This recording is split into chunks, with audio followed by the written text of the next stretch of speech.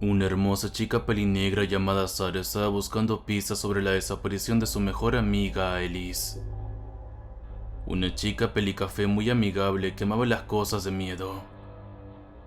Habían escrito una historia de terror para Halloween, pero justo ese día fue el último que la vio. Ya habían pasado 7 meses y nadie la había visto. Sara encontró un viejo diario que tenía grabado el nombre de su amiga perdida. Lo abrió y empezó a leer. Querido diario, hoy es 29 de octubre. Estoy esperando a Layla y a Sara para terminar la historia de nuestro proyecto para Halloween. El espectro del espejo. Estoy tan emocionada. Es una historia sobre un ser que almacena su alma en los espejos de su víctima y quienes son más cercanos a ella, haciendo que queden a su merced, poniendo en contra a todo ser querido. Hay casos que la víctima llega hasta matar. En otras su víctima es lo suficientemente fuerte mentalmente como para no caer en los juegos del espectro, y él mismo tenía que matar a su víctima. Aunque la mayoría de veces ellos mismos se quitan la vida por arrepentimiento de sus actos, o porque se dan cuenta de lo solos que están, y el ser del espejo solo disfruta ver cómo poco a poco la vida abandona el cuerpo de sus víctimas, cómo decaen y mueren. Algo que el habitante del espejo conoce tan bien, pero realmente nunca podrá conocer al ser inmortal. Querido diario, hoy es 30 de octubre. ¡Qué ilusión! Ya mañana es Halloween. Mi historia ya será publicada mañana. Querido diario, hoy es por fin 31 de octubre. Acabamos de publicar la historia. Es increíble. Es el mejor día de mi vida. Y lo mejor de todo es que nos invitaron a una fiesta de disfraces. Asistirá toda nuestra clase. Querido diario, hoy es 3 de febrero. El estar del espejo es mi peor condena. Mi propia historia de terror se convirtió en mi peor pesadilla. Después de la fiesta fui a mi casa. Era uno de los pocos días que puedo dormir con tranquilidad. Estaba muy cansada, pero no sabía que ese día sería el último que podría tener una vida normal. Me convertí en mi creación. Me volví una prisionera de los espejos. Intenté hablar a la gente, pero conociendo la historia que creé, pensaron que yo era como el ser de mi historia. Aburrido a un nivel mortal, empecé a enloquecer. Empecé matando a personas que lo merecían, pero luego perdí el control. Veía cómo perdía lo poco de humanidad que tenía. Disfrutaba el sufrimiento, la desesperación de los demás. Empecé a creer que los humanos eran patéticos cuando yo algún día fui una. Ten cuidado. La cordura me abandonó hace mucho, así que si lees este diario, nunca te fíes de mí. La chica que se convirtió en el monstruo que ella creó. Tan cercana, pero al mismo tiempo tan ajena de la muerte. Las palabras escritas en el diario sorprendieron a la joven al igual que un hedor a hierro que salía del diario. El resto de las hojas estaban llenas de sangre que no permitía ver el resto de las páginas. Lo que asustó a tal punto a Sara que salió corriendo a la estación de policías, dejando abierto aquel diario. Se cuenta que la semana se encontró el cuerpo de la joven con un cuchillo clavado en su pecho, y en las paredes de la habitación estaba escrito con sangre las palabras que se verían mucho en la noticia después de eso. No confíes en tu reflejo.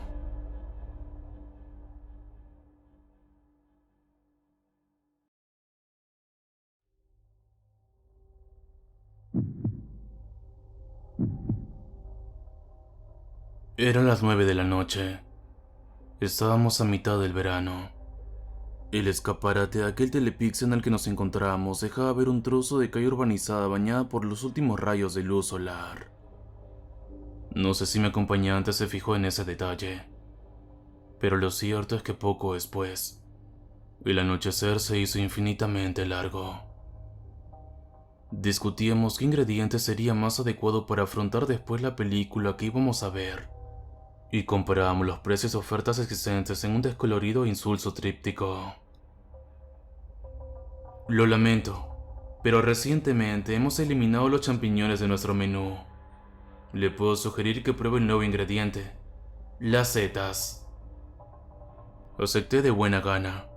Los champiñones eran mi ingrediente favorito para las pizzas, pero a decir verdad no había probado muchas especies micológicas más allá de los míscalos y los boletos. Mientras no fuese el hongo de la muerte. En ese momento, entraron en el establecimiento varios mocosos que a buen seguro venían a celebrar un cumpleaños. Nunca me gustaron los niños, y menos los que llevan sombreros de cono y gritan como si fuesen nómadas a la carga. Para colmo de males, iban sin compañía adulta. Pronto me di cuenta de que la madre del cumpleañero estaba sacando del maletero de su carro una bolsa con regalos y un bolso negro. Tardará unos 15 minutos. Sin duda, serán largos, pensé. No solo tenía mucha hambre, sino que iba a tragarme los preparativos de una entrañable y sonora fiesta infantil. Y sinceramente, preferiría que así hubiese transcurrido todo. Nos dirigíamos hacia una de las pocas mesas libres de los saltos que los niños completaban sin sentido, entre el mobiliario de chillones colores. El escaparate estaba a pocos centímetros de nuestra mesa. Con el bullero de fondo, centré mi atención en la madre que trataba de cerrar el auto. Era una mujer bella. No sabría decir qué edad tendría, pero sería mentir si no digo que estaba de buen ver. Era alta y de cabellos rubios, con unas grandes gafas de sol cubriendo unos ojos que a la postre descubriría azules. La mujer cruzó la estrecha calzada. Ningún auto le impedía cruzar los pocos metros de asfalto que había desde la otra acera. Cuando iba por mitad del recorrido, ocurrió algo extraño. Mi sorpresa era similar a la que ella mostraba. Había tirado el bolso como si éste lo hubiese mordido, y ahora miraba sobresaltada el brazo que tenía elevado. Creo que yo era el único que estaba viendo aquello. El grupo de niños seguía sacando de quicio una camarera que trataba de tomar nota, pero yo los había dejado de oír. De repente, sus dedos empezaron a moverse espasmódicamente ante la sorprendida mirada de la dueña. Entonces, soltó la bolsa repleta de regalos y gritó. Me levanté de la silla y pegué mis manos al cristal. La mujer se retorcía sobre su brazo. Por la forma de moverse, lo asocié a la picadura de alguna abeja, comunes en zonas ajardinadas en esa época del verano. Los alaridos eran de tal potencia que los niños dejaron inmediatamente su juego al percatarse de que algo no iba bien. ¡Mamá! El niño, que llevaba una corona de plástico en la cabeza, intentaba abrir la puerta pesada entre sollozos y los gritos de los demás niños, asustados por la escena. El que debía ser gerente del local, calvo como una cebolla y con una ridícula corbata ilustrada con porciones de pizza, empujó y abrió definitivamente la puerta, con la intención de socorrer a aquella mujer que gritaba fuera de sí. En ese momento, también me dispuse a salir y ayudar en lo que pudiese. No te muevas. Tenía a Sergio a mi espalda. Intenté darme la vuelta para decirle que, si no era consciente de lo que le pasaba a aquella mujer, pero cuando vi lo que él estaba observando, las palabras definitivamente no solo no salieron, sino que además se me olvidaron por completo. Sergio estaba a 5 centímetros de cristal, observando por encima de sus gafas. Tenía la mirada clavada en algo que había pegado al vidrio por la parte exterior. Sin duda era una avispa. Las avispas no me asustan, salvo que sean tan grandes como el dedo índice, claro. Dios, ¿qué carajos es eso?, pregunté sin esperar tener respuesta. El aguijón era terrible.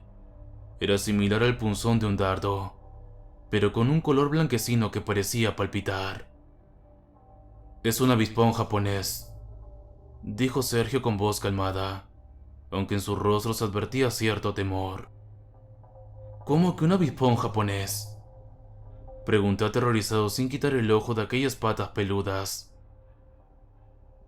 Ese insecto vive en Japón y es el causante de más de 40 muertes al año en la isla del Sol Naciente. ¿Y si es allí? ¿Qué demonios hacen colmenar, viejo? ¿Es venenoso? Pregunté totalmente alterado. No sé qué diablos hace ese insecto aquí. Solo viven allí y no hay constancia de que se ubiquen en otra zona del planeta. Quiero saber si son venenosos. Por desgracia, son bastante más que venenosos. En ese momento se quitó las gafas. Nunca le vi sudar de esa forma. Recuerdo haber estudiado a esa familia en entomología de cuarto. Su glándula segrega 7 toxinas muy potentes. Una de ellas facilita una rápida necrosis del tejido afectado. ¿Necrosis? La mujer seguía retorciéndose mientras su hijo lloraba a su lado, y varias personas trataban de ayudarla. El brazo desnudo comenzaba a coger una tonalidad negra muy desagradable. La necrosis consiste en la muerte del tejido afectado. Esa mujer de ahí ha perdido el brazo, y si no le inyectan los antídotos adecuados, morirá en pocos minutos. ¡Rápido! ¡Vayamos a ayudar! Me levanté y fui corriendo hacia la puerta. Al mirar atrás, me sorprendí de ver a Sergio aún sentado. No hagas locuras. Cierra esa puerta y vuelve aquí. Hice caso omiso y salí. Me acerqué mirando con cuidado hacia el alboroto. Varios vehículos estaban parados delante, y sus conductores habían bajado a ver qué sucedía. Entonces pude ver los bonitos ojos que tenía aquella mujer, pues los lentes descansaban en el asfalto. Eran de un azul intenso, pero solo reflejaban un dolor infernal. La mujer expectoró sangre a borbotones, manchando a su propio hijo que lloraba histérico. Entonces dejó de moverse, y sus ojos quedaron eternamente abiertos, ya vacíos de todo sufrimiento. Fue entonces cuando se empezaron a oír aullidos de dolor en todas las direcciones. Me asomé a la esquina de la calle, y decenas de personas huían gritando de un parque instalado en una gran rotonda. Otras personas caían al suelo gritando desesperados. Era como una histeria generalizada. Muerto de terror, escuché un zumbido similar al que provocaría un mosquito gigantesco batiendo sus alas. Mi adrenalina se disparó y corrí a la velocidad del sonido, los 10 metros que me separaban de la pizzería.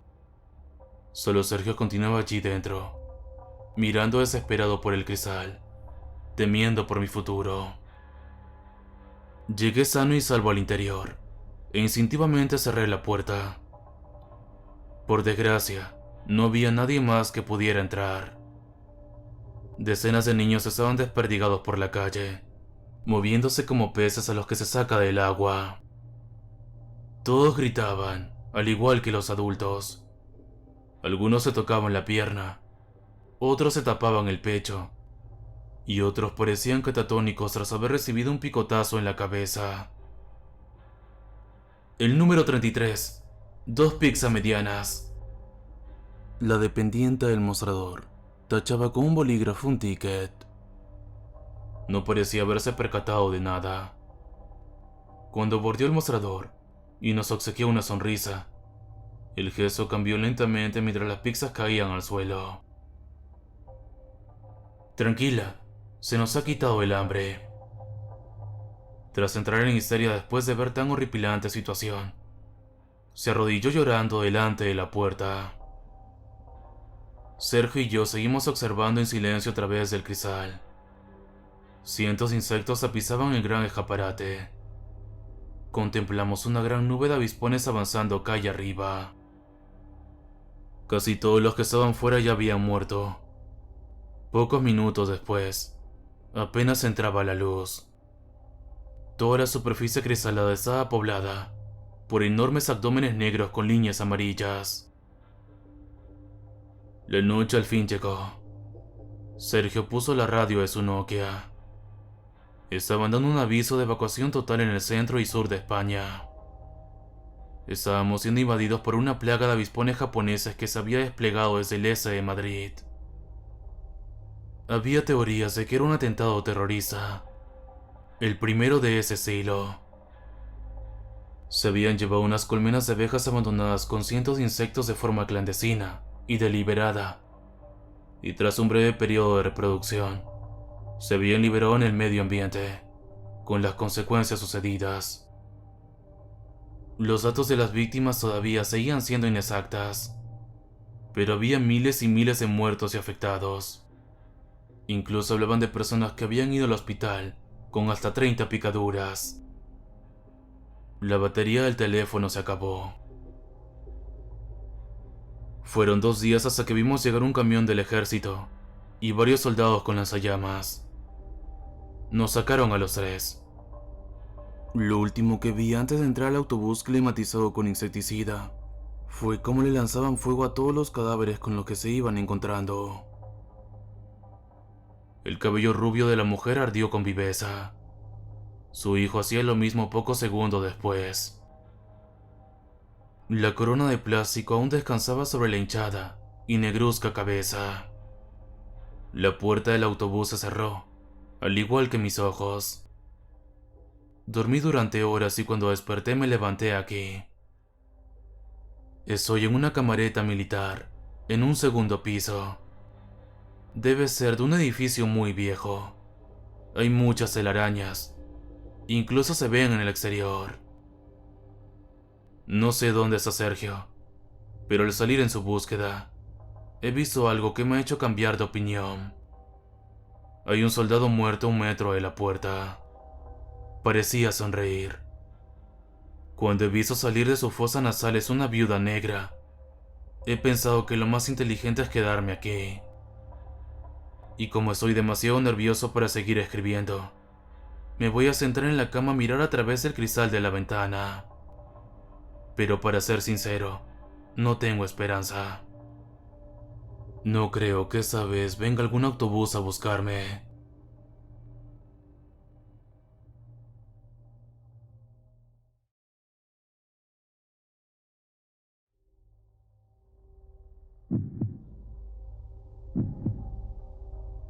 Era 17 de julio de 2008, un día muy importante para la familia Martínez. En la sala de partos acababa de nacer una niña con ojos color caramelo y cabello café claro ondulado, a la cual llamaron Dulce. La señora María Martínez era una mujer muy amable y su esposo Andrés, un hombre muy trabajador. Tenían otro hijo llamado Luis, pero siempre habían soñado con una niña. Parecían la familia perfecta como las de los comerciales. Familia sin problemas ni preocupaciones. Todo era perfecto, pero no por mucho tiempo. Cuando Dulce tenía 8 años, todo cambió. Ellos vivían en una zona un poco peligrosa. En las noticias aparecían montones de asesinatos y robos, pero nunca les había pasado nada, hasta que un día, la señora María salió con Luis a unas clases de guitarra, y Andrés se quedó con Dulce en casa. Mientras Dulce jugaba con su padre, él escuchó un ruido. Alguien trataba de forzar la cerradura. Se asomó a la ventana y vio una banda de ladrones que salían frecuentemente en las noticias, muchas veces por asesinar a sus víctimas. Preocupado le dijo a Dulce que se escondiera debajo de la cama y que no saliera por nada del mundo. Dulce hizo caso sin pensarlo. Andrés intentó agarrar un celular para llamar a la policía, pero no le dio tiempo. Un silencio se mantuvo durante unos segundos, y de repente un disparo. El sonido hueco del arma resonó en los oídos de Dulce, quien presenció todo eso. La sangre de su padre estaba derramada por todas partes. Llegó hasta debajo de la cama, donde ella estaba. Su sangre estaba caliente. Dulce lentamente se empezó a quedar dormida. Lo siguiente que escuchó fue la sirena de los policías y el llanto desconsolado de su madre. Dulce salió de debajo de la cama y corrió a abrazarla. Su madre se alegraba de que siguiese con vida. Dulce le describió a los criminales a la policía, y tiempo después fueron capturados. Desde ese día todo cambió.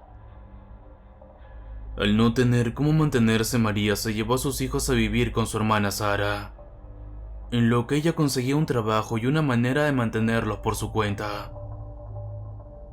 Sara era una mujer de pocas palabras. Casi no hablaba. Solo observaba todo. Pero era una mujer muy estricta y un poco malhumorada. Solo había permitido que su hermana se mudara con ella porque eran familia, y le pidió que mantuviese a los niños lejos de ella, ya que no le agradaba ningún niño. Así que Dulce tuvo que alejarse de su tía. Luis no tuvo problemas en hacer esto, ya que él era un poco enojón y prefería estar solo.